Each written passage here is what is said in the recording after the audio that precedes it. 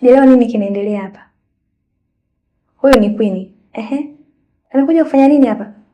Amekuja kukusaidia kutimiza majukumu ambayo wewe umeshinda kuyatimiza kwa sasa. Mume wangu. Yaani umeleta huyu malaya aje kushare na nini na mimi, si ndio? Wewe dada, tuheshimiane. Mimi sio malaya. Na usirudie tena kumuita malaya mke mwenzio bwana. Hivi wewe una akili kweli wewe mwanaume?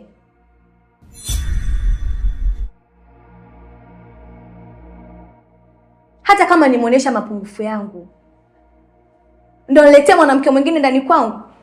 Kweli? Umeshinda kwenda hata lodge kumaliza mambo yako? Come on baby girl. Yaani niende tena lodge kutoa gharama wakati na nyumbani kwangu papo? Alafu unafahamu wazi kwamba kipindi hiki lazima nitakuwa na mwanamke mwingine. Sioni haja ya kuendelea kuficha ficha. Na ndio maana nimeamua kumleta.